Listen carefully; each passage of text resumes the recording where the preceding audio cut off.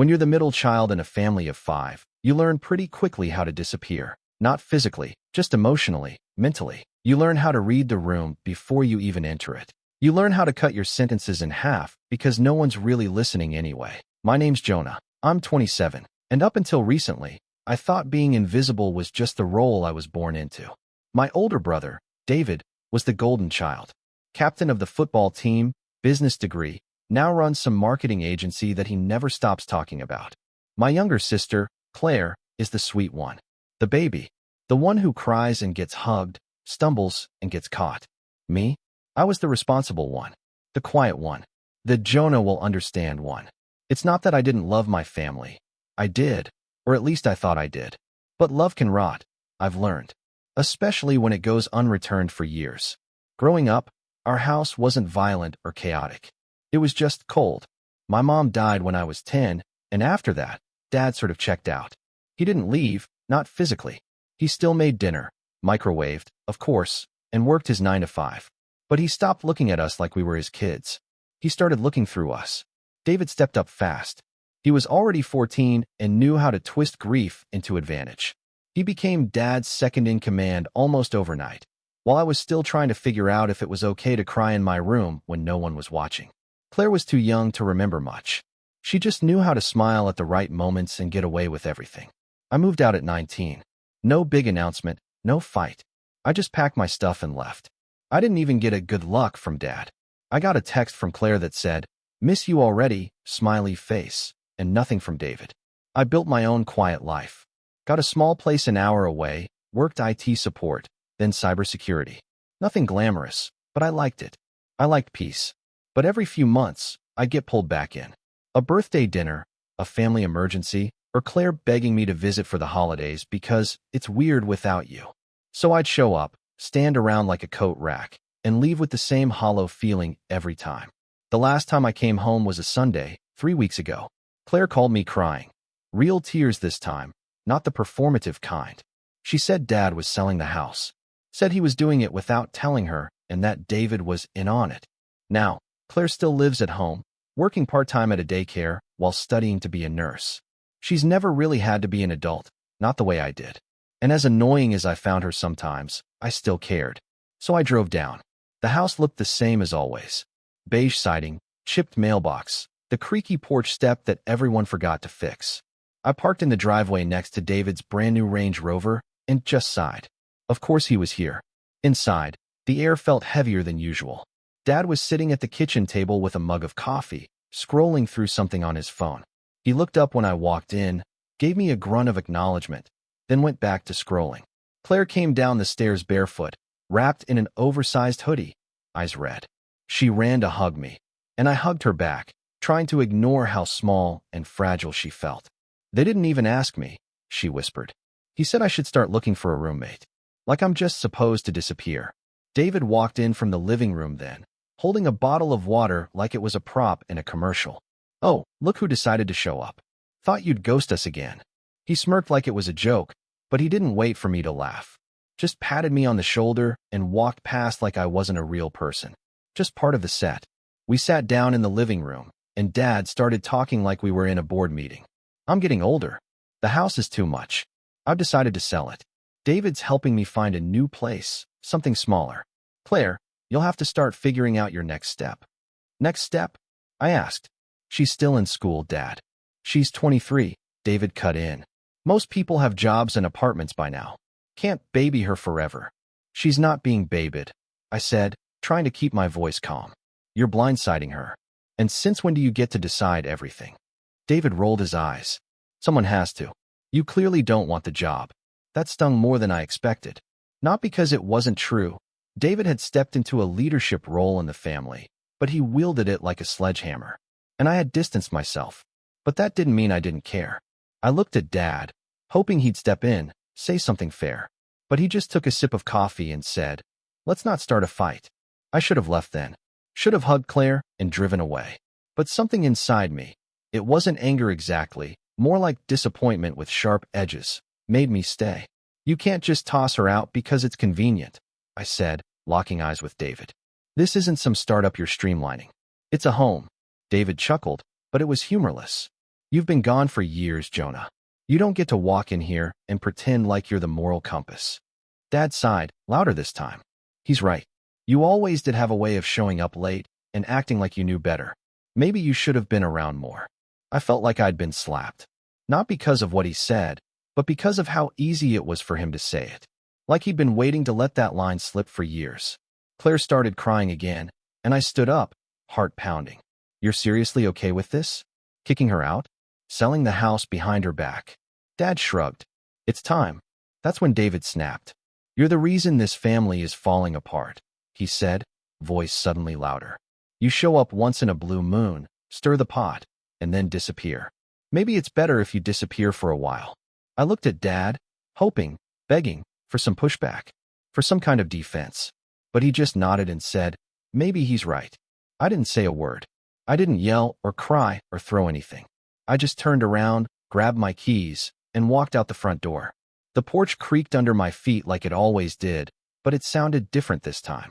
Like a goodbye. I drove straight home that night, didn't even check my phone.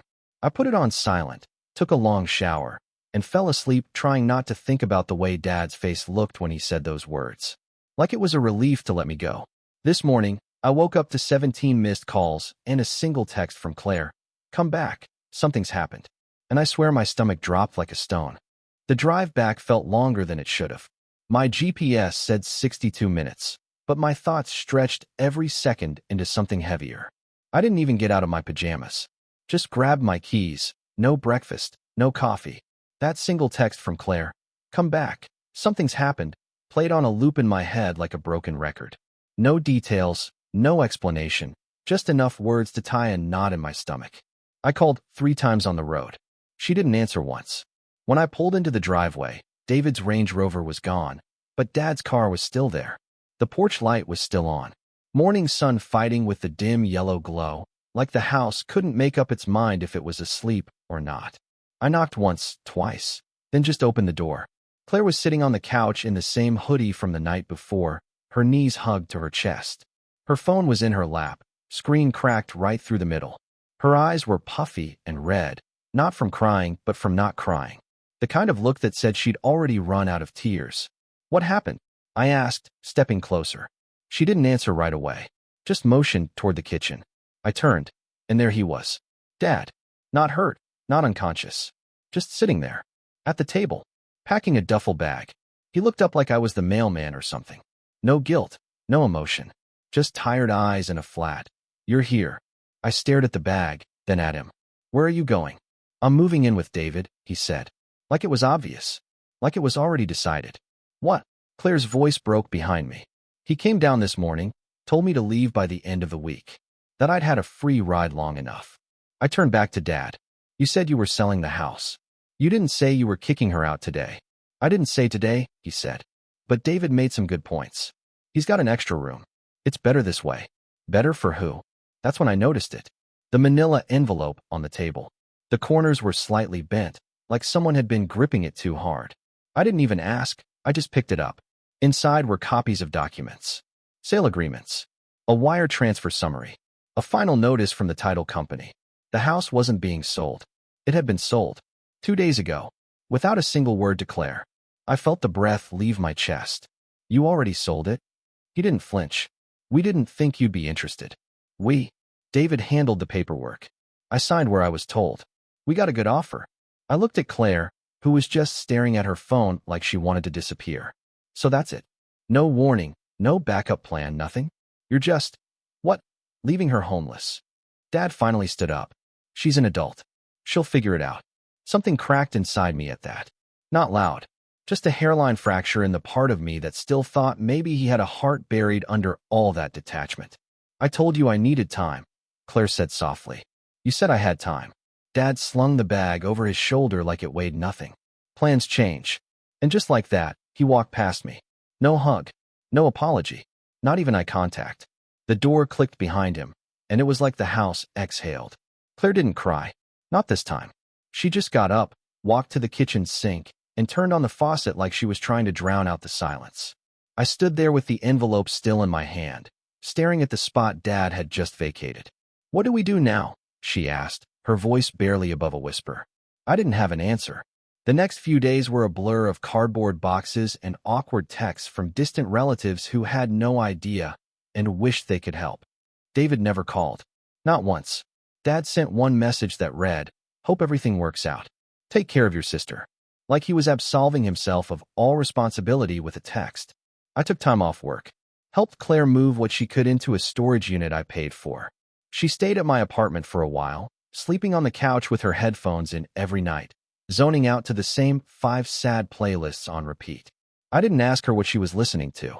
I figured whatever it was, it helped her hold it together. About a week later, she got a part-time job at a diner nearby. Started looking at studio apartments.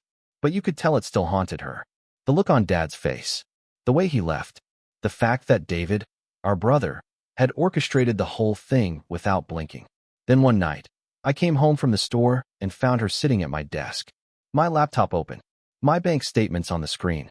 "Hey," I said gently. "What are you doing?" She looked up slowly. "You sent them money." I didn't lie. "Yeah." "Why?" "Because they asked." I'll never forget the look she gave me. A mix of betrayal and confusion. Like I'd switched sides in a war she didn't even know we were fighting. "They kicked me out. Sold the house. Left me with nothing. And you sent them money?" "It was for Dad's medical bills," I said. "At least, that's what he said." She scoffed. "Of course he did." That night, we didn't talk much.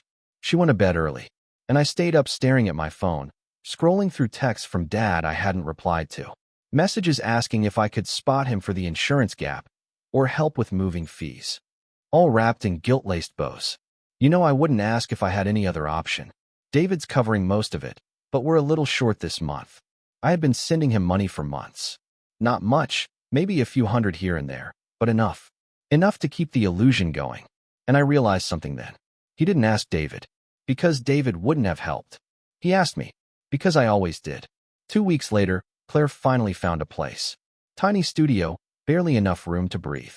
But it was hers. I helped her move in, carried boxes up narrow stairs, and pretended not to notice the water stain in the corner of the ceiling. She smiled like she was okay, but I could tell she was still watching the door, still hoping maybe Dad would show up. He didn't. Then the real bomb dropped. Claire came home from work one afternoon with a letter in her hand. No return address.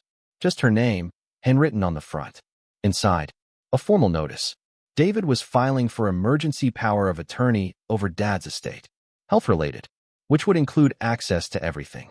Claire wasn't mentioned once. Neither was I. We didn't even know Dad had health issues. He never said a word. But apparently, David was already in the process of moving Dad into a long-term care facility and getting control over his finances. The house money, the joint accounts, the remaining investments. All of it. I called David that night. He answered on the second ring like he'd been waiting. "Jonah," he said, like I was a nuisance. "To what do I owe the honor? Why didn't you tell us?" "Tell you what?" "That you were going after Dad's estate." He didn't even try to deny it. "Because it's none of your business. Claire's not in a position to make decisions, and you haven't been part of this family in years. Someone had to take responsibility. He's not dying, David. He's not well either. And frankly, I'm done watching him struggle because you two can't get your lives together." There it was, the mask slipping. "You're not doing this for him," I said, voice low. "You're doing this for you. Think what you want. I'm protecting what's left of our family." And then he hung up. Just like that. That was the moment something inside me snapped. The moment I realized this wasn't about money or control. It was about power. David had always been the favorite, the fixer, the one who made the rules and broke them in the same breath. And I had always been the one who let it happen, who stood at the edge of the family picture, just out of frame, watching it all go down. But not anymore. Not this time.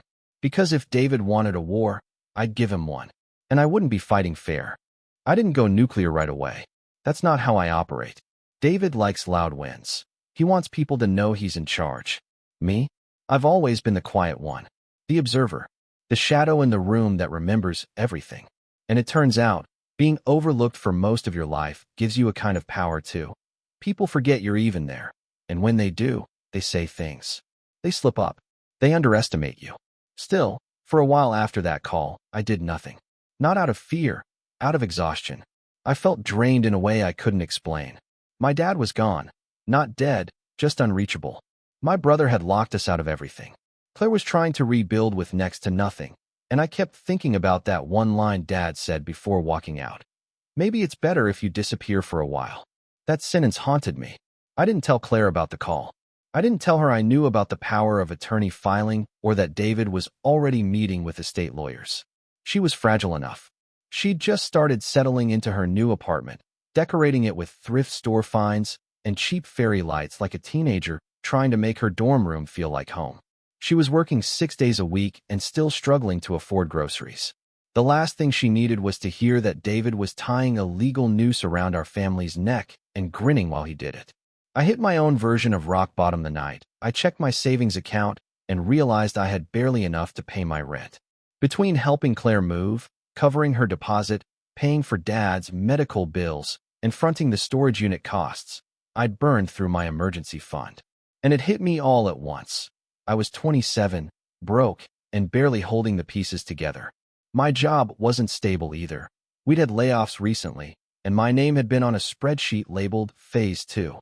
That night, I sat on the floor of my apartment, the lights off, computer open to a spreadsheet of monthly bills. I remember just staring at it, zoning out completely. Not thinking, not planning, just staring, like maybe the numbers would change if I looked long enough. They didn't. I slept on the floor that night. I didn't even brush my teeth, just curled up in a hoodie, and when the morning sun hit my face through the blinds, it felt like a reminder that the world didn't care how tired I was. That's when something shifted in me. There was no dramatic speech, no movie montage, just a quiet, painful realization that no one was coming to fix this. David wouldn't apologize. Dad wouldn't wake up one day and say, I was wrong. The house wasn't coming back. The childhood I clung to like a bad habit. It was over. All of it. Burned to the ground. But maybe I could build something new. I started small. I opened a Google Doc and titled it, The Plan. I listed out every skill I had. Every connection I hadn't called in. Every loose thread David might have left behind. Then I opened another tab and began researching estate law, power of attorney rights, financial oversight loopholes, anything that could give me a foothold. I also started freelancing again. I'd done some cybersecurity contract work a few years back, mostly low-level stuff, password audits, data risk evaluations for small businesses. Boring work, but it paid. I reached out to a couple old clients and got 2 hits almost immediately. It wasn't glamorous, but within a month, I'd pulled in enough to start breathing again. Claire noticed the change, even if I didn't say much. You're working late again, she said one night while we were eating takeout on my floor. I'd sold my dining table for extra cash. Yeah, I said, sipping cold coffee. Trying to get ahead. She didn't ask for details. Just nodded and quietly slid her half-finished noodles into my fridge like she always did. And for the first time in a long time, I saw her relax. Just a little. As I rebuilt, I started watching David more closely. I followed his company's Instagram. I set Google alerts for his name and his agency. I scraped the business registry and found something interesting. He'd launched a new investment subsidiary last year. Fancy name, but the filings were messy. Inconsistent addresses. One of the forms was signed by someone who didn't exist. A quick LinkedIn search confirmed it. Fake employee. Classic paper trail cleanup. I took screenshots. I backed up everything. And then I started digging into Dad's new care facility. It wasn't what you'd think. No white halls and friendly nurses. It was an upscale apartment complex in a rich suburb, with a concierge and in-house medical check-ins. The kind of place that billed itself as independent senior living with full concierge health management. Translation, a retirement resort where they check your blood pressure while you sip martinis. Claire and I went together. We said we were dropping off medication. The front desk didn't even ask for ID. Just buzzed us in and pointed down the hall. Dad looked surprised when we walked in. Not guilty, just surprised. Like he hadn't planned for this part of the story. Jonah. Claire. What are you doing here? Claire's voice cracked immediately. Why didn't you tell me you moved here? He looked tired. Frail even. But his words were firm. David said you were upset. I didn't want to make it worse. Upset, she echoed. You kicked me out of my home. He winced, but didn't apologize. Just sat down slowly and asked if we wanted tea. We didn't. I looked around the place. Expensive furnishings. Wall-mounted flat screen. Smart thermostat. The works. You're paying for all this? I asked. He hesitated. David's covering the upfronts. He said we'd figure it out once the accounts were settled. And by settled, I said, you mean after he gets full control of everything you own? Dad didn't answer. Claire left the room then. Too angry, too hurt. And that's when I leaned in and asked, why him? His voice was barely above a whisper. Because he said he had a plan. So did I. He looked up, and for the first time in years, he actually looked at me. You always waited for someone to ask. I just nodded. It was true. I never wanted the crown. But I'd be damned if I let David wear it after everything he'd done. By the third month, things started falling into place. I had a stable freelance gig with a fintech company and 2 regular consulting clients. My income was higher than it had ever been, and I was finally out of the red. I got my own health insurance, paid off my credit card, and moved into a slightly bigger apartment with a pull-out bed so Claire didn't have to crash on a couch anymore. She started smiling again, laughing even, got promoted to assistant lead at her daycare job, and started tutoring part-time on the weekends. Her apartment looked more like a home. Cheap rugs, a crooked bookshelf, potted plants that somehow weren't dead. And one night, as we were walking out of a ramen shop, she stopped mid-step and looked at me. You're not the same. I blinked. What do you mean? You walk like you're taller now. I smiled, but I didn't answer. Because she was right. And I wasn't done yet. I had leverage now. I had proof David had used a fake employee signature in a business registration. I had screenshots of him shifting funds between personal and business accounts. I had a copy of a lease agreement for a luxury condo that he claimed was a company office, but was actually his secret crash pad when he didn't want to drive home. And I had something even better. A recording. One night, a month earlier, I had called David again. Pretended I wanted to help. Told him I was reconsidering our roles in Dad's care, and maybe we should work together after all. I knew he'd gloat. And he did. On a recorded line. Said the words, he's better off out of the picture, honestly. Claire's a mess. And Jonah's a ghost. I'm the only one who's ever done anything real in this family. Dad finally sees that. Every syllable? Crystal clear. I didn't tell Claire right away. But I will. Because now I'm ready. This time, I won't be walking out the door. This time he will. I didn't tell Claire everything right away, not because I didn't trust her, but because I knew what she'd say. Don't stoop to his level. Just move on. We're doing fine now. She wasn't wrong. We were doing better. She was slowly piecing her life back together, and for the first time in years, I felt like I was in control of mine. But doing better doesn't erase betrayal. It doesn't wipe away the memory of Dad nodding while David told me to disappear, or the way they kicked Claire out without a second thought. You can't outrun that kind of thing. Not really. It settles in your bones, sits behind your ribs like a stone. And I knew David hadn't stopped. He never did. He was the kind of person who couldn't exist without dominance. The kind who viewed life like a chessboard, every person a piece to maneuver. The difference now was, I wasn't a pawn anymore. I was watching the board, and I was done playing his game. I was going to flip it. But first, I needed to know exactly what he had. The first step was simple: information. David had filed for medical power of attorney, but I wasn't convinced Dad had understood what that meant, or what he'd signed. My dad was sharp once, but after years of coasting and declining motivation, he'd become passive. Tired. The kind of tired that made it easy to manipulate. I knew David could have used that to his advantage. So I started digging. I requested a copy of the POA filing through the county clerk's office, under the guise of being part of the family. Took a few emails and a couple awkward phone calls, but I got it. What I found was damning. Dad's signature was there, but it was dated 2 days after the house had sold, which meant David had filed the paperwork after moving Dad into the new place. Which meant Dad hadn't signed it as part of some logical long-term care decision. He'd signed it under David's roof, under David's supervision, likely surrounded by David's lawyers. I double-checked the witnesses listed. One of them? David's business partner. Conflict of interest? You bet. I printed everything. 3 copies. One for me, one for a lawyer, and one for insurance. Next, I needed someone who understood the game better than I did. I wasn't a legal expert. I was a cybersecurity analyst. I knew how to build firewalls, trace suspicious logins, and sniff out phishing scams. But estate law? Financial manipulation? That wasn't my world. So I reached out to someone who did live in that world. Her name was Marissa Chong, and I hadn't spoken to her since college. We met in our sophomore ethics class. She was a pre-law student who had once helped me fight a dorm charge over a fake cheating accusation. She later went on to become a probate attorney in the city. We'd followed each other on LinkedIn for years, but hadn't interacted much. I sent her a message. Hey, long time. I have a weird situation with my family involving a power of attorney and possible misuse of funds. Could I buy you coffee and pick your brain? She responded in less than 10 minutes. I'm intrigued. Bring receipts. Friday at 2? My office. I showed up early with a folder thick enough to make me nervous. Marissa looked exactly the same.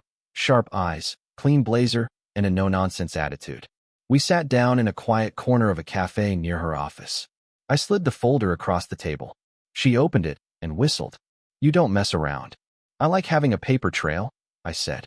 She sifted through the documents in silence, flipping through bank statements, the POA forms, screenshots of texts, and printouts from the business registry. After about 15 minutes, she looked up. This smells bad. Real bad. You think there's something there? She tapped the POA form. This witness signature is shady. Technically legal, but ethically suspect. And if your dad didn't fully understand what he was signing, there's room to challenge it. Especially if your brother's already making financial decisions that benefit him directly. He is, I said. I've got records of him using company funds for personal purchases. And there's a recording. He admitted that he thinks Claire and I are out of the picture. Her eyebrows raised. A recording? Clear as day. I have it saved on 3 different encrypted drives. Marissa smiled. Jonah, I think we can work with this. She outlined the basics. If I could prove that David coerced Dad into signing, or that he was using his position for personal gain, I could petition for the POA to be revoked. If Dad was still of sound mind, he could reassign it, or dissolve it entirely. If not, we could potentially push for guardianship review. It would be complicated, but possible. I asked what I needed. She said, witnesses, proof, and someone who still believes in you. I thought of Claire. I nodded. I've got all 3. Back at home, I finally told Claire everything. She didn't react the way I expected. She didn't cry. She didn't yell. She just stood up, walked to the kitchen, and came back with a small spiral notebook. She flipped it open to the middle and handed it to me. Inside were notes. Dozens of them. Dates, conversations, details about Dad's behavior, David's visits, and odd withdrawals from shared accounts. She had even scribbled in how much Dad's place probably cost based on the brochure she'd found online. She'd been keeping track this whole time. You think I didn't notice? She said quietly. I'm not as dumb as he thinks I am. No, I said, smiling. You're not. We decided to tell Dad together. It was a Saturday when we drove to see him again. Claire was dressed like she was going to a job interview, and I had my laptop and copies of everything Marissa had helped me prepare. Dad was surprised again, though this time, I could see the walls going up as soon as he opened the door. You two again, he said warily. We need to talk, I said. About David. He sighed, stepping aside. I told him not to make this messy. Claire spoke before I could. He's already made it messy. He sold the house out from under me. Took your accounts. Put you in here and locked everyone else out. Dad didn't respond. So I opened the laptop and played the recording. David's voice, smug and clear. He's better off out of the picture, honestly. Claire's a mess, and Jonah's a ghost. I'm the only one who's ever done anything real in this family. Dad finally sees that. Dad's eyes narrowed. I watched his face closely. I never said that, he muttered. No, I said. But he did. While speaking on your behalf. I slid the papers across the table. This is everything he's done with your accounts since getting POA. And the witness on your document? His business partner. Not a medical professional. Not a neutral third party. Why would he? Dad started. Because he doesn't see you as a father, Claire interrupted. You're a means to an end. He's playing you like a retirement plan. We didn't yell. We didn't beg. We laid out the facts. And then we left. We didn't wait for him to respond. Because it wasn't up to him anymore. That week, things moved fast. Dad called Marissa's office the next day. Said he wanted to review the POA with someone not on David's payroll. A week later, she sat down with him privately and confirmed our suspicion.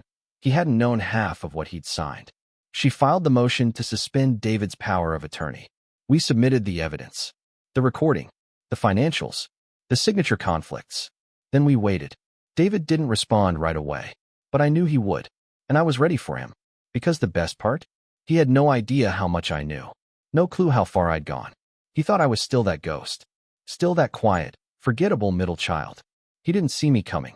And I wasn't done yet. Not even close. 2 weeks after the motion to suspend David's power of attorney was filed, I got the email I'd been waiting for.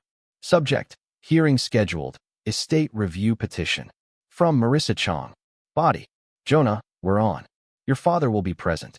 Claire should attend. David has been notified. I read it twice, then once more for good measure.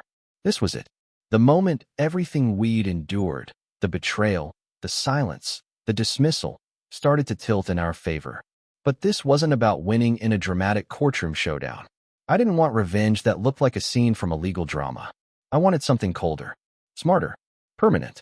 I wanted David to fall under the weight of his own ego. And now, the cracks were starting to show. He called me the day before the hearing. For the first time in months. You really think you're going to win this? His voice was tight, controlled, almost amused, but not quite. You have no idea what you're doing. I'm not doing this for me, I said calmly. You made this bed, David. You tucked the corners in tight. Jonah, he sighed, and for the first time, I could hear it, the hint of panic buried beneath the performance. You've always been soft, always wanted people to like you. But this isn't you. You don't belong in this fight. I smiled, even though he couldn't see it. That's where you're wrong. I've always belonged here. You just never noticed. Then I hung up. Claire and I drove to the courthouse together. Neither of us spoke much. She held a folder on her lap the whole time, the one with her spiral notebook and copies of the withdrawal logs David thought no one noticed. I had my laptop and the recording, cued and ready. We walked into the hearing room at 10:58. David was already there, seated across the aisle in a tailored suit, flipping through his phone like this was just another Monday meeting. He didn't look at us. Dad sat near the front, quiet, hunched in a beige windbreaker. I didn't know what he was thinking. He hadn't spoken to either of us since the last visit. But he was here, and that mattered. When the judge entered, we all stood. The hearing began. Marissa spoke first, calmly presenting the motion to suspend and review the medical and financial power of attorney, citing evidence of undue influence, self-serving financial activity, and ethical violations in the witnessing process. She was methodical, sharp. The room went still when she played the audio clip. David's voice filled the space. He's better off out of the picture, honestly. Claire's a mess, and Jonah's a ghost. I'm the only one who's ever done anything real in this family. Dad finally sees that. I didn't look at Dad when it played. I didn't have to. After that, David's lawyer scrambled. Claimed the tape was taken out of context. Claimed the financial decisions were legitimate. Claimed the witness wasn't a conflict of interest because the document technically met the state requirements. Technically, it was his favorite word. But the judge wasn't buying it. Not with everything laid out. Paper trails, conflicting signatures, false employee filings, and the lease agreement on David's company condo that had nothing to do with elder care. Then came the best part. See, I hadn't stopped at just exposing David's manipulation of Dad. I'd kept digging. Through his business. And through his second investment arm. What I found was a shell company registered to a P.O. box in Delaware, tied to 2 dummy accounts. Those dummy accounts had received multiple payments from Dad's estate after David got POA. Marissa presented it like a magician pulling a rabbit from a hat.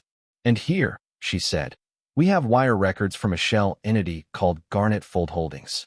The bank account ends in 7731. That account received 3 separate payments of $11,000 each, all labeled facility support, originating from the estate account in question. However, Garnet Fold is not affiliated with the care facility Mr. Reynolds currently resides in. The judge raised an eyebrow. David's lawyer tried to object, but it was weak. Claire leaned over and whispered, "He's sweating." I didn't even have to look. I knew. The judge called a recess. 10 minutes later, we were back in. Final judgment. Power of attorney suspended pending formal review. Access to all estate accounts frozen. Financial control transferred to a neutral third-party fiduciary appointed by the court. Review of David's conduct submitted for ethical and legal investigation, with potential civil penalties pending the results. David stood there in silence, face pale, lips pressed tight. Then he turned and walked out. No smugness, no smirk, just gone. Claire exhaled, shaky and slow. Her eyes welled up, but she blinked it away. Dad didn't say anything until we were outside. We stood under the courthouse steps, the autumn wind tugging at our jackets. He looked at me. Really looked. I didn't know, he said softly. I know, I replied. You should have. He nodded. There was nothing else to say. A month passed. David didn't call. He couldn't, even if he wanted to. Our father's accounts were sealed, his access revoked. The court-appointed fiduciary reached out to me and Claire to confirm our dad's expenses were now being handled with transparency. Every statement was clean. No more shadow payments. No more missing funds. The shell company was under formal review. And while the criminal side was still pending, David's name had already started to lose its shine in his business circles. His agency's social media went quiet. His personal accounts went private. Marissa told me, over another coffee, his name will never carry the same weight again, even if he avoids jail. I'm okay with that, I said, because this wasn't about jail. It was about truth. It was about dragging everything he'd buried into the sunlight and watching him squint against the brightness. Claire started coming by more often. Her apartment was cozier now, warmer. She painted the walls a light sage green and adopted a stray cat that liked to knock over her coffee mugs. One evening, we sat on my balcony, wrapped in blankets, watching traffic buzz in the distance. She nudged me. You really did it. We did it, I said. She smirked. You were the brains. I was just the girl with the notebook. Hey, I laughed. That notebook kept us grounded. Then she got quiet. What happens now? I knew what she meant. The family. The pieces. I don't know, I said honestly. Maybe nothing. Maybe we rebuild. Or maybe we let it go. She nodded. And that was enough. 3 months after the hearing, I got a letter in the mail. It was from David. Just a single page. Jonah, I don't know what to say. Maybe I never did. You were always quiet. Always there, even when none of us deserved you to be. I messed up. I won't make excuses. I thought I was doing what had to be done, but somewhere along the way, I stopped seeing people as people. You saw me clearly, and you still took the high road. I don't expect forgiveness, but I respect you now. That might not be worth much, but I mean it. David. I folded the letter and placed it in a drawer. Not because I forgave him, but because I didn't need anything from him anymore. I had built a life without his approval, without Dad's nod, without their spotlight. And in doing so, I'd found something better than validation. I'd found freedom, the kind that doesn't require permission, or permission slips, or a family's fake blessing. Just peace. Claire and I spent Thanksgiving together that year. We made pasta instead of turkey, watched a dumb action movie, laughed until we cried. And as I cleaned the dishes and she hummed from the living room, I caught my reflection in the window. And for the first time in a long, long time, I saw someone worth noticing.